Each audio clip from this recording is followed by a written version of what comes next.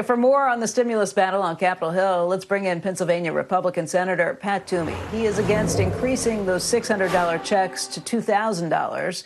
Senator Toomey, welcome. Why don't you explain to people why you're opposed to increasing the checks to $2,000? Yeah, good morning, guys. Thanks for having me back. Look, I just think our economy is in such a completely different place today than we were in March. In March, remember, we were in a full-blown, almost complete universal shutdown. We, in some manner of speaking, we just didn't even have an economy for a brief time. And we felt like we needed to come in with massive, massive amounts of money to substitute for an economy. It was extremely broad. It was a meltdown. Today, we're in a totally different place. We had a 33% economic growth in the third quarter. We have come back sharply. We have cut the unemployment rate in half. It's not the same situation. Now, we've got acute problems in certain industries and sectors. We know that. Restaurant, travel, entertainment, lodging, those areas devastated, people out of work, very grim prospects right now. But more broadly, the economy is in a recovery mode. So the idea that we're going to send out $2,000 checks per person to households that have had no loss of income, that maybe have six-figure income, that makes no sense whatsoever to me. I mean, take a married couple with two kids who they both work for the federal government and have a combined income of $150,000. You're going to send them $8,000 when they never even had the slightest reduction in their income?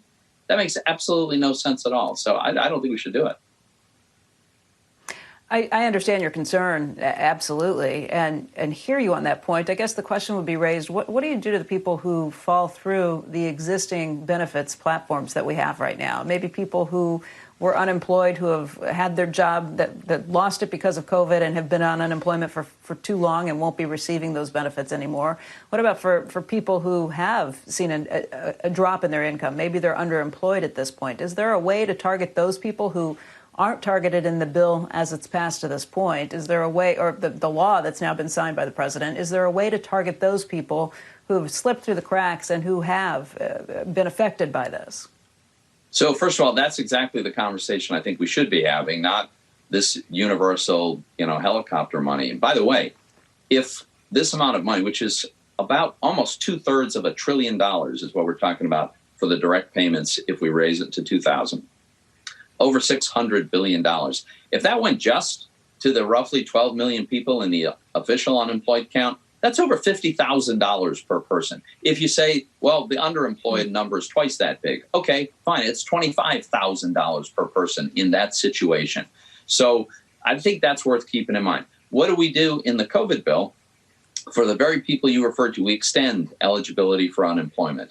We add on a $300 federal payment to whatever the state is paying in unemployment benefits. And by the way, nothing stops the states from paying still more if they decide.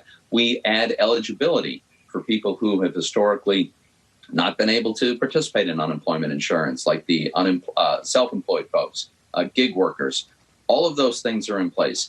There's rent relief programs. There's an increase in food stamps. There's all kinds of programs that are meant to target the people who are in difficult circumstances. What I can't wrap my brain around is the six-figure income couple that have had no interruption in income, and we're still going to send them thousands and thousands of dollars.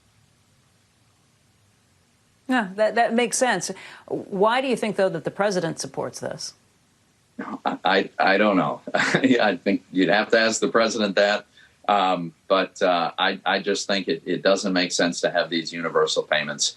Any relief should be targeted. That's where our economy is today. It's calling for certainly targeted relief for those people who are adversely affected. But thank God, most people who want to be working actually are working, and most Americans have not, at this point, are not experiencing a reduction in their income. So should really be targeted. If this came to the Senate floor as a clean vote, I think it would have the votes needed to pass. I think there's only 47 Republican senators who are opposed to it in this manner. So are you in favor of what Mitch McConnell is doing by tying this to things, the poison pills, like the election fraud, be looking into this, and the 230 law repeal?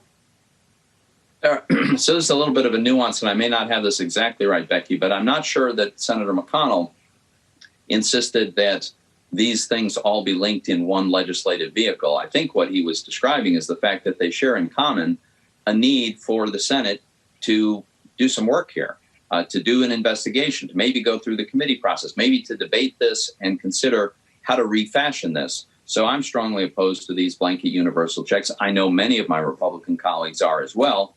We'd be open to how this could be repurposed and retargeted, at least a portion of it. Similarly, with Section 230 of the Communications Act, I think there are some problems there. I think the assumption that these internet platforms are just passive bulletin boards that allow people to post a message and play no other role, I think it's clear that's not true. And given that that's not always true, what should we do differently? But it's not at all clear to me that you just rip out 230 and tear it up and it goes away. I think that could have very dramatic unintended consequences. So my point is, these are fairly complicated. They are important. We shouldn't just go down to the floor and just have a single vote on one single aspect of this. We ought to consider it in its complexity and see if there's a consensus for some path forward. But Senator Toomey, just to be clear, there may be nuance involved in this, but what Mitch McConnell did was to make sure that there would not be a straight vote on the floor of the Senate for simply increasing those checks to $2,000, correct? Right. And I agree with that. What I'm saying is, I'm not saying that I don't think Senator McConnell was saying the only way we will consider this as a package with Section 230 repeal and election reform issues in one vote. I don't think that's what he was saying. I think he's saying we're not going to do this as a freestanding measure now. Let's consider all of these items. They're all, like I said, they're all complex. They're all important. They all deserve attention. But I don't think we should just have a vote, an up or down vote right now on some really bad policy. So what he's effectively done is mean that it won't be considered in this Congress, right? That may be the case. But by the way, I would also point out it takes 60 votes in the Senate to pass something, and it's not clear to me that any of these policies have 60 votes. I think we just don't know. It takes 60 votes if you have to override a veto. It would only take 51 votes, wouldn't it? No, it's to be something that two-thirds, actually. It's 2/3 to override a veto. It's 60 votes under the Senate rules to pass almost anything. There are some exceptions, but none of these items come under the category of those exceptions. It would take 60 votes. Then why not just vote on it? Because, as I said, I think it's a very, very badly flawed proposal. I don't think it has the 60 votes, or certainly may not. And we could come back with something that would have a much broader support because it's more targeted, rather than spending literally $630 billion, most of which will go to people who have had no loss of income. I understand your point on all of those things, but I also think that you think that what's been done in this bill that has been passed and signed by the president is probably enough for now. Am I wrong to assume that? Look, I'm open to suggestions if there are categories of people that fall through the cracks, as you say, despite the expanded eligibility of unemployment, despite increasing the amount of the unemployment benefits, despite all of the other aid programs that have been plussed up. If there's still people that are falling through the cracks, I'm totally open to learning about that and figuring out what's the best way to address that. But we did a lot of work for a lot of months, Democrats and Republicans and the administration, to try to cover people who were in adverse circumstances. I know we went a long way towards accomplishing that. It is a $900 billion bill. That's a lot of money. If there are people remaining, then I'm totally open to doing something additional. But you know how I feel about the blanket universal checks. We do. Senator Toomey, thank you for your time today. It's good to see you. All right. Thanks, Becky.